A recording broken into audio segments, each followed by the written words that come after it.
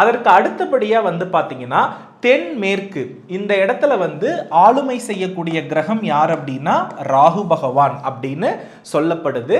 இந்த ராகுவோடு பள்ளம் என்ற கேது இணையும் பொழுது இதற்கு பெயர் வந்து கால சர்ப்ப தோஷம் என்று பெயர். அதாவது தென்மேற்கில் பள்ளம் இருக்கக்கூடிய வீடு பாம்பின் பிடியில் அகப்பட்ட வீடு என்று பொருள். அதாவது நம் பாம்பின் வாயிலிருந்து என்னைக்குமே என்ன பண்ண முடியாது, தப்பிக்க முடியாது. ஒருவேளை தப்பிக்கணும்னு நம்ம நினைச்சோம்னா அது விழுங்குவதை தவிர வேற எதுவுமே செய்ய முடியாது.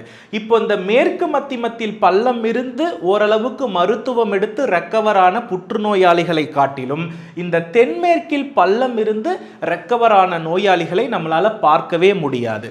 அப்போ இந்த தென்மேற்கு பகுதியில் உங்களுக்கு போர்வெல்லோ பள்ளமோ கழிவறையோ இருக்கின்ற பொழுது கட்டாயமாக இது எதை உருவாக்கும் என்றால் எலும்பு புற்றுநோய்க்கு மிக முக்கியமான காரணமாக இது இருக்கிறது.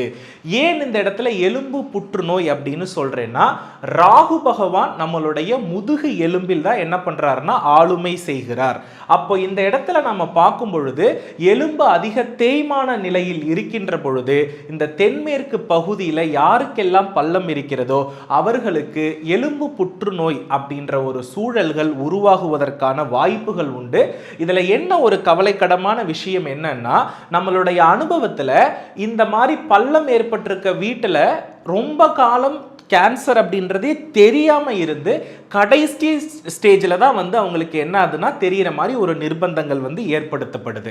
அதனால அந்த தென்மேற்குல பள்ளம் இருந்ததுன்னா கட்டாயமாக அதை நீக்கிவிட வேண்டியது, மூடிவிட வேண்டியது மிக மிக அவசியமான ஒன்று.